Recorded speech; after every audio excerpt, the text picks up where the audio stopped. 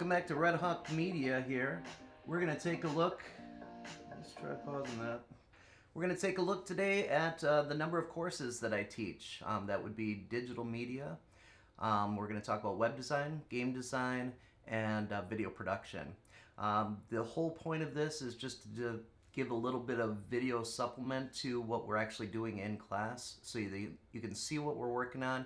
And then if you have any questions, you can post those in the comments and I'll try to address those as we go.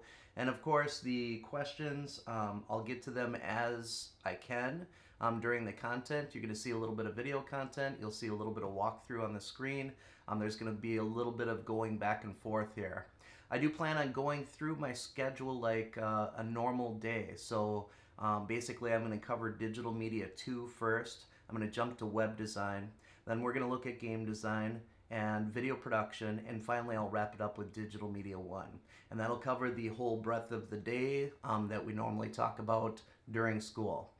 So our first stop here, anytime we're in an actual class here, you're going to see basically, we'll have a title here that will show you what class we're presently in and what we're focusing on. I'll keep that on the entire time so that you can see everything that's going on for that particular class. If the class has no relation to what you are currently in or enrolled in, then just, bide your time. But again, we're going through that daily schedule in order. So to begin with, we're talking digital media 2.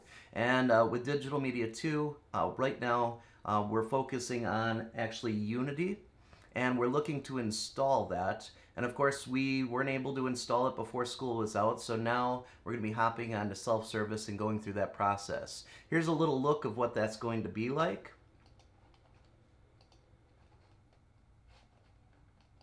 Today, our first task is to download Unity. We're going to head to self-service. Once we're in self-service, we're going to scroll to the bottom here and you'll see Unity as one of your options.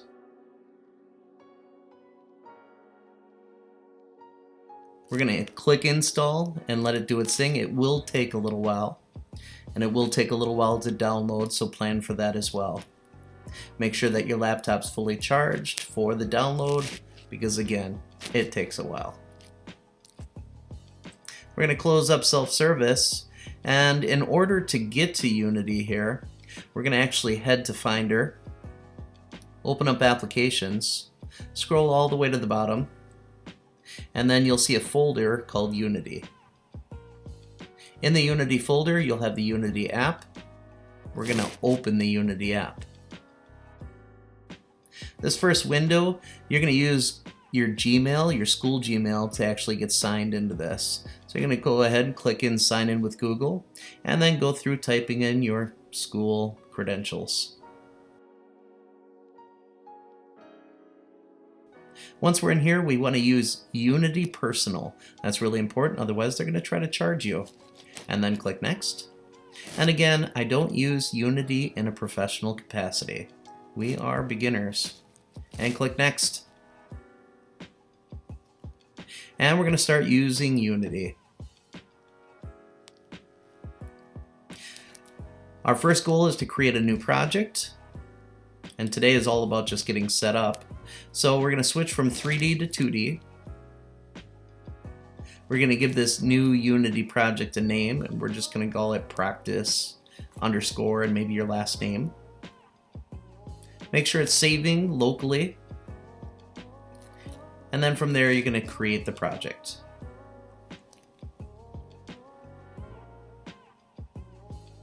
It's going to import all of the assets, and you should be all set.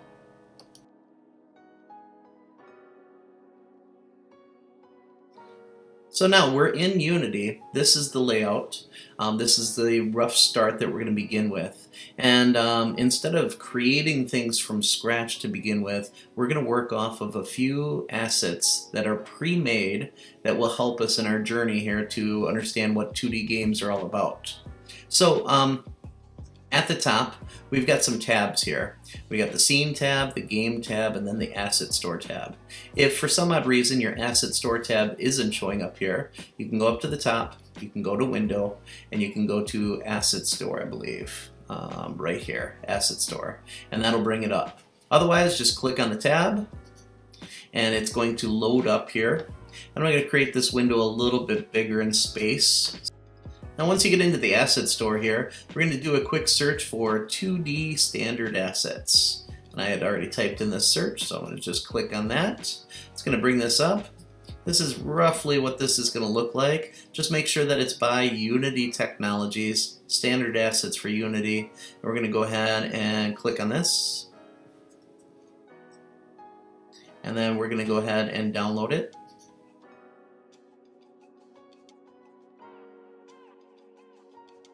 And then when it's done downloading, we're going to go ahead and click import, which will take it right into our project and save all the files that are related to it. Now this step is really important. I'm going to zoom in a little bit here so we can see what's going on. These are all of the things that are included in the standard asset package. And there's quite a few things in here. You don't want to leave anything out, okay, so that everything has full functionality. So we're going to go ahead and click import. And now it's taking those objects, those assets right into your project. Okay, now that that is downloaded here, we're done in the Asset Store for right now. We're going to go back to our scene and just kind of a quick runabout with everything here. We have our sample scene area, which this is a scene that has been created for us. It has only a main camera in it. This is where you're going to be building your scene and adding all the different objects. Think of this as like your layers area in Photoshop. Think of this as like your library that's in Final Cut Pro. Whatever connection you want to make to it, this is where everything's going to be going that's related to the scene. Now the actual scene itself is right here. This is our stage area. For those of you that are familiar with Scratch, this is where you would be building everything, taking all those assets, sprites, all of that stuff and dragging it into to make it visually. Down in the bottom here, we have our project tab, and in our project tab we have all of those standard assets that we just downloaded. And you can see there's a whole folder of 2D different objects here, which we'll get into in our next lesson. But now we've got all that stuff all set up in here. It's all ready to go. We will get to the console once we start working with some of the script stuff, but it'll tell you what's working and what's not working. Okay, and then I'm going to zoom out, and let's zoom over to the far right side here. And I'm going to come in and we're going to look at the navigation inspector area. So now you can see in the inspector and navigation, this is where I can fix or set properties for all of the things that are actually in my scene, in my hierarchy. And then on navigation, we'll get into that a little bit later. But those are the main tabs that we're going to be working in, and we will be starting that tomorrow with the follow-up lesson to all of this. So we've got our standard assets package. We're pretty much set to begin working on our first project and playing around with this. And I'm going to give you some quick little challenges here so you can get a feel for what Unity is all about. Thanks for joining us for another episode of Red Hawk Media. Bye.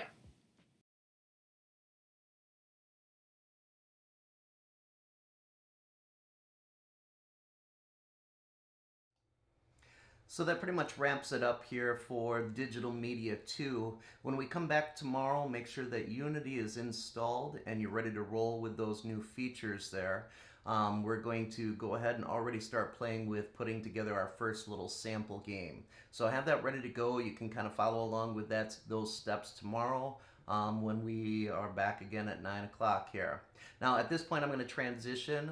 Next class is web design here. So I'm going to go over I'm going to transition that here. Give me a moment to make those switches.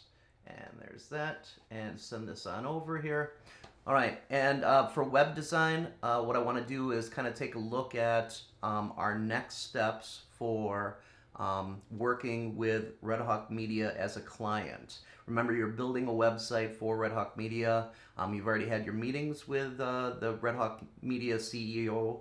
And now we're up to the first step where we're going to be wireframing our actual sites. Now, to get a better idea of what wireframing is, we've practiced it a little bit in class, but this is a little bit more in depth. So I'm going to take you over to a resource here. Bring this up. This is right on Schoology. When you hop into the actual web design class, this video is available, and Charlie Marie is going to take you through the wireframing tutorial. She's going to show you some ups and downs of it, some quick strategies, and some like brainstorming that you can do to get your ideas down for what it is that Red Hawk Media is looking for that new site. So take a look at that. As you can see below that, we've got a wireframe assignment as well that goes along with it, and you'll be uploading that by tomorrow midnight. So that pretty much wraps up web design. It's pretty quick. It's pretty easy here. There's not a whole lot to that. But jump in there, take a look at that. It's a great resource. She does web design professionally. Definitely a good resource to check out. All right, so from here then, we're going to go ahead and hop back over, and let's minimize that. I'm going to then go to game design. Okay, we're going to switch it up to game design. And in game design, the big thing to focus on here is that we have been working with creating our first level. And our first level now at this point needs to transition into multiple levels.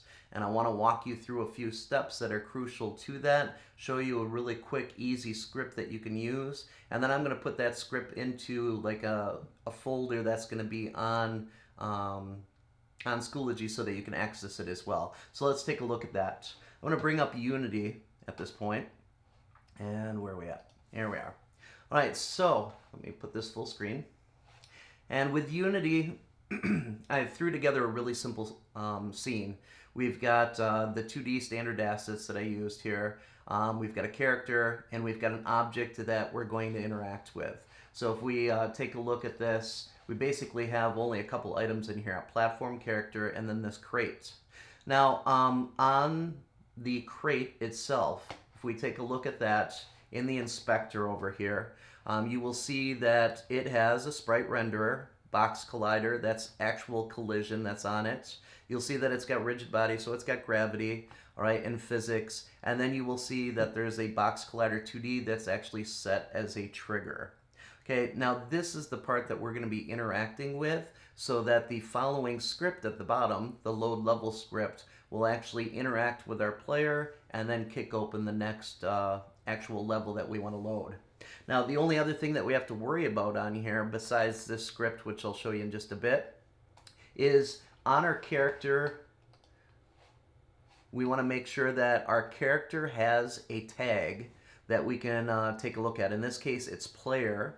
And that player tag is going to help us only have the player load the next level. Otherwise, any object that interacts with that crate could potentially load that new level. Okay, so let's go ahead and take a look at the script now. The script is on the object. That's important. So whether it's a door, a crate, a portal that you're jumping into, whatever it may be in your game, this is how that's going to work. Now I'm going to scroll down. We're going to head on over to Visual Studio. Okay, and in Visual Studio here, let's put that up full screen. I'm going to just zoom in on the script so you can take a look at it. It's really simple, straight to the point here. And we basically have a load level script. In the load level script, we have an on trigger enter. So that trigger that's on the crate, that's what we're going to be interacting with. As soon as we enter that with a game object that's tagged player, it's going to take the scene manager, it's going to load the scene, and then you give the actual name of the scene, level 2 in this case, and then we have a load scene mode. In this case, it's just loading a single scene at a time. There are other modes where you can add scenes within scenes, which would be additive. We'll get into that a little bit later. But right now, the only other thing that I would point out in this script that is kind of unique, aside from this script stuff here, which, you know, at this point I would just, you know, take freeze frame, take it on over, and then duplicate this script because it's pretty accurate and error-free, and it's the most up-to-date load scene script that's out there. But the other part that I would point out is this one line at the top. We know that as we add different things at the top of our script, it opens up different attributes, different variables, different things that we can add into the scripting. The main one that we need here is the scene management part here. So we really need that part in there for the load scene to work. Finally, last detail, and I almost forgot about it, which is a pretty easy one. Grady can tell you all about it because it's an easy mistake to forget. But I'm going to hop out of here, back into Unity. Okay, in Unity, as we take a look at this, at the top, there's one last setting that we really have to have. We've been working in one scene, but we want to interact with two scenes now. So we're going to go up to File. We're going to go to Build Settings. And then in the Build Settings, one of the main things that you got to make sure of is you got to make sure that you actually have two scenes in your build. By default, when you first open Unity, each time, you're going to have one scene in there, and it's going to be the scene that you're presently working on. So take Scene 2 from your project folder and drag that in there, in this case level 2. So all I did is I went to my scene folder down below here, I opened that up, dragged level 2 into that top part for the build settings, make sure they're in the right order so that level 1 is first and then level 2, because that does matter. And then after that, I'd go ahead and close this out. Hop into the game. We're going to let this play. You'll see on the game side here, there I am running, and the moment I touch this, I'm in level 1. The moment I touch this, boom, I'm now into level 2. Okay, so it's a quick loader, it happens instantaneous, and it's nice and smooth the way that it all plays out here. Of course, you could use this in a variety of different ways. I'll leave that completely up to you, but as we know, we're going to continue to add on to our levels. If you haven't yet, go ahead and take time to not only add on to your level, but continue to create your incentive systems. So what is your ongoing incentive for the player? Is it score? Is it collectibles? Is it checkpoints? What is it that you're going to keep incentivizing play with? So make sure that you go back and check that as well. Keep adding on to your levels as we go. I'll check in with you again tomorrow. And that pretty much wraps up game design here. I'm going to hop out of here and hop out of Unity. Okay, and let's minimize that and minimize this. And now at this point, we're going to go ahead and hop over to video production. And let me send that. Okay, in video production, the main thing that we really want to focus on here is that we don't have any of our studio or larger cinema cameras as resources now.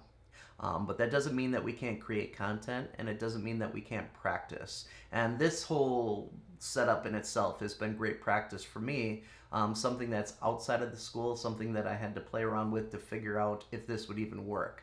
I think the big thing here is that experimenting with different things with video is always important. So at this point, we're going to utilize our cell phones. You're going to be taking a number of practice shots. We had talked in class about actually doing a food show. And with that food show, I know we had like grand plans like Hell's Kitchen or something along those lines where maybe Rachel Ray. But we were going to put together this kitchen, have all these elaborate shots, have like a pretty well-rounded out set with a crew that would be working on it and all that. You've got yourself, you've got your cell phone, and it's totally doable.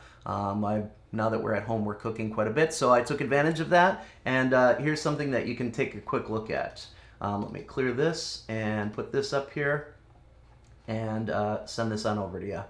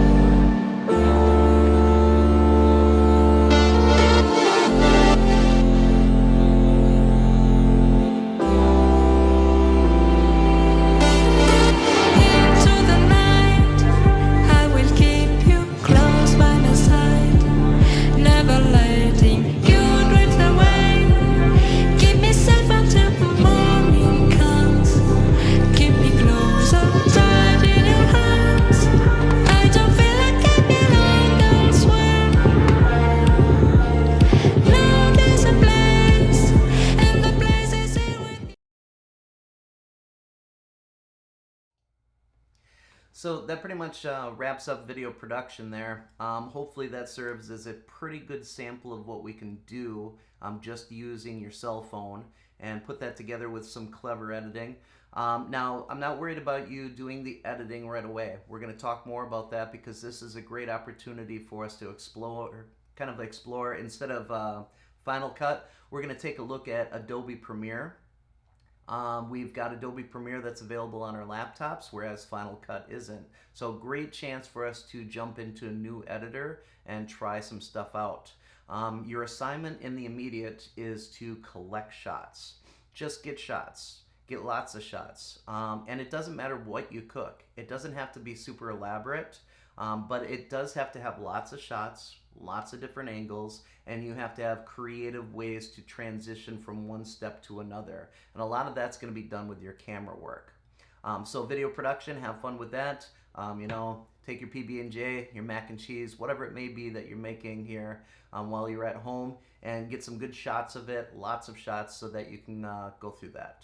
Okay, it'll be great practice, and that pretty much wraps it up for video production here. We're going to head on over to the last and final class, which is going to be Digital Media 1. Let me make that transition real quick here. Digital Media 1 and switch. And our job for Digital Media 1 here is that we are working on taking what we've been creating in Photoshop, and now that we have mastered the skills of that exploratory Photoshop assignment that you had, you're going to now teach those skills to the rest of us. So you're going to create a tutorial. Now, in order to do that, we talked about screencasting or screen recording or screen capture, basically what's going on right now with this whole presentation here. Here are some ins and outs. The first one that I'm going to show you, if you haven't updated your laptop yet to Mojave, this would be a method that you can use. If you're on Mojave, I'll give you a second example here in just a little bit. But what we're going to want to do is we definitely want to be able to capture everything that's going on in Photoshop. So what I would do is, without Mojave, we have QuickTime Player. And I'm just going to minimize this here for the time being so we can see what's going on. And again, I'm just going to QuickTime Player. If it's not down in your dock, go ahead and search for it, do a spotlight search, and then bring that up. And QuickTime has been around forever and a day, okay? And we're just going to go ahead and click Done right away because we don't need to do anything in here, but what we need to interact with is the menu all the way at the top. So if I take a look at this is the QuickTime Player menu. I'm going to go to File. I'm going to go to New Screen Recording. Go ahead and click on that. Let's zoom out. And I'm going to bring that over so we can see a little bit more detail here and get in there. All right, so with the screen recording, we've got a couple different options of what we can do. We can go in here and we can go with our internal mic, whatever it is that we've got plugged in. And you can see that it's picking me up right now. And then we can also add as an option, show mouse clicks. This is pretty handy for a program like Photoshop. For people to see the cursor and see what you're interacting with is really, really important.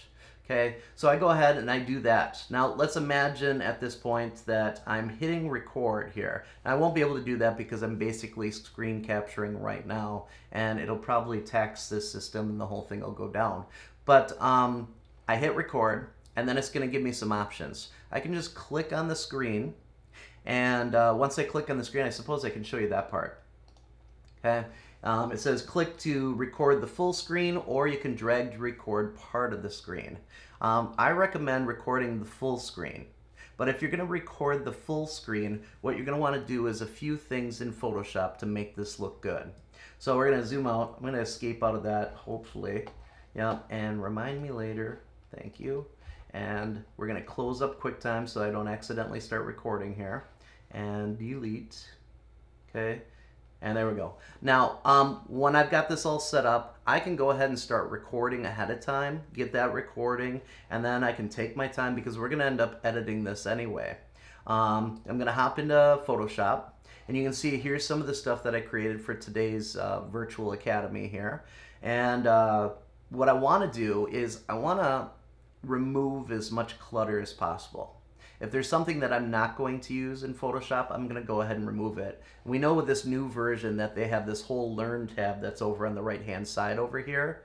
I don't need that. Like, we're not going to interact with it. It's not going to be crucial to the tutorial. It's just taking up space that I could use for other things. So I'm going to go in here. I'm going to close this whole tab group. Okay, I'm going to close up my library as well. So as soon as I get that option here, close that tab group. And now I'm left with one strip of all the essentials of the things that I need, my layers and all of that. Now, I can drag this out a little bit more so that I can actually see what's going on with my layers in a little bit more detail. And then the other thing I can do is my project is in the space here, but I've got lots of space to work with. And people want to see what it is exactly that you're doing and what you're using. So I'm going to go ahead and go Command plus. We're going to bring that up. And as much as you can, try to fit that into the area so that people can see what's happening. One other thing that's really handy here, and I've already been using it during this presentation, is when you're screen capturing, sometimes the stuff is small. I mean, over in the right-hand corner here, if I'm referring to specific layers, that's pretty small. So, and I have been just holding Control, and then I have been zooming in here so that we can actually see those layers in detail, and then people can see exactly what's going on as you create this screen capture. Okay. Now, the way to set that up here, I'm going to go ahead and zoom back out. I'm going to go up to my Apple, go to System Preferences, okay, and with my System Preferences, again, I'm going to zoom in a little bit so we can see what's happening here. In here, I'm going to go to something that you don't normally use, but is super handy for stuff like this. I'm going to go to Accessibility. All right, and one of the things in accessibility is the ability to zoom here. And if it's not checked, you're going to go ahead and check Use Scroll Gesture with modifier keys to zoom. Go ahead and check that, and then I put it to Control. Since most of our quick keys focus on Command, because we're on a Mac, I set it to Control. Works a lot better that way. And then whenever I hold Control and then use the scroller on the mouse, it's going to zoom in and it's going to zoom out. If you're on your trackpad on your laptop, basically holding Control and then it's the two fingers up and down. Okay, and that'll zoom in and that'll zoom out. Now, down at the bottom here, you've got different zoom styles that you can set up. Some of them are more effective than others. And sometimes the picture-in-picture or the overall full screen zoom, you want to go into the options to kind of customize those a little bit because they give you these like tiny little rectangles to work with which aren't super efficient. And you can resize them to take up more room so that you can zoom in better. And it zooms in wherever your mouse is pointing. So if I point up on Control and I zoom in, you can see it goes right to the cursor here for the zooming. Okay? And those are like little things that help out with the screen capture. Now the best part about all this whole process that we're going through with the screen capture is if you make any mistakes along the way, if you have any mess ups, if there's something that's not very clear, or you just kind of muddled through all the steps and that in itself is unclear, go ahead and re-record it. If you got a good part and then you start making mistakes, go ahead, stop your recording, still save that, and when we edit these, you'll be able to trim that down to the parts that are most important. Okay? One last thing that I would point out with all of this, as you are screen recording, whether you're in QuickTime or you're using the second method, which we'll see in a little bit, make sure that you are checking your sound levels. If you're going to use your built-in microphone on your laptop, you're going to want to make sure that it's picking you up decently. So again, I'm just going to hop back into System Preferences. Don't know why I left. And I'm going to zoom in here so we can see what's going on. I'm going right to the sound area. Once I hop in there, I'm looking at the Input tab, and then we're looking at the internal microphone, and this is the part that I'm really interested in. I want to make sure that as I'm speaking into this microphone, it's actually picking me up, and that it's going to be enough sound to work with. Now, if it's going all the way over to the end here, that's not good. Okay, you're going to end up with a lot of distortion. It's going to be peaking. Your voice is going to sound all crackly. If there's any bass in there at all, it's going to sound really bad. I'm sure all of you have heard really bad car audio systems that just sound like they're rattling everything to death. It may be actually rattling the car, but it sounds like the speakers are rattling too. That's because the sound is not properly amplified. And that would be the case here. So we go ahead and set that all up, then you're ready to record. Now, if you're going with option 2, let me go ahead and minimize all this stuff here. Your laptop's updated to Mojave, and some of you may have used this already. Super handy. I'm going to bring up Wirecast, and I'm going to just show you a quick video here that relates to screencasting with Mojave, and this gentleman does a great job of setting up some of the details for that. So let's go ahead and take a look at that. Switch on over here, clear that layer, and send in it. Hi folks, it's Mike Murphy, and today's quick tip is in Mac OS Mojave. In this tutorial, I'm going to show you how to use the brand new screenshot. So you can take screenshots and you can record your screen in Mojave using this new utility.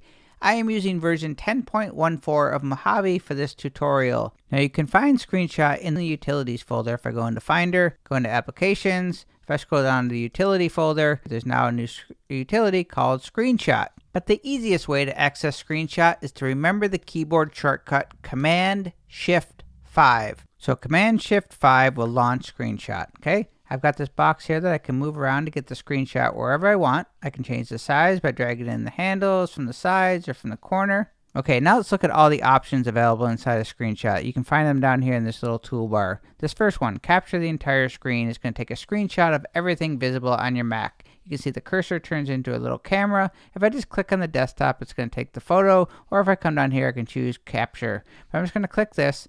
You're going to see a little preview down here in the bottom right, and then when it's done processing, it's going to save a copy of that to the desktop.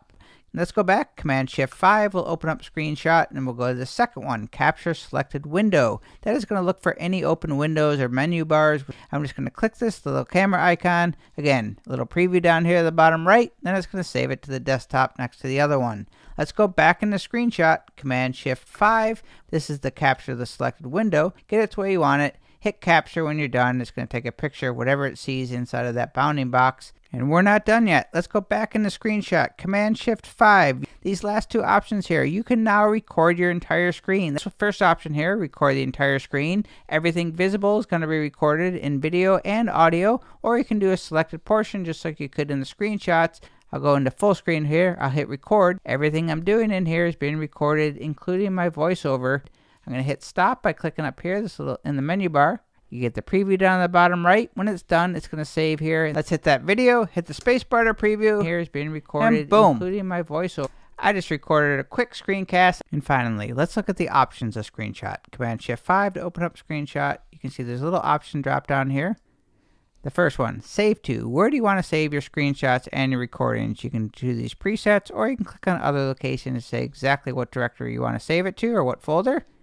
You can set a timer if you want a delay for your screenshot or your videos. Down here, show floating thumbnail. We've seen that, so if I capture now, you can see here it's going to take a little preview down here in the right corner, and then it's going to save it to the desktop. If I don't want that option, I can go back to it, turn it off, uncheck it. Now when I make a screenshot, you can see here it bypasses that and it saves it right to the desktop. Remember last selection. This is good if you're always doing the same thing over and over again. Basically, every time you open up Screenshot, it's going to open up to the last thing that you use. And finally, this last one, show mouse pointer. So if I want the cursor or the pointer to be visible, I'm going to keep that one checked. And the main thing, if you're doing the recording screen, the options are going to change. You now have the ability in the options for screen recordings to choose whether you want any audio. I can choose which microphone I want to use, or if I don't want any voiceover at all, I can choose none. So that is how you use the new Screenshot in Mac OS Mojave. Command-Shift-5 will take you into Screenshot. All of your options are down here below. And when you're done recording, you click the stop button and you are all good to go.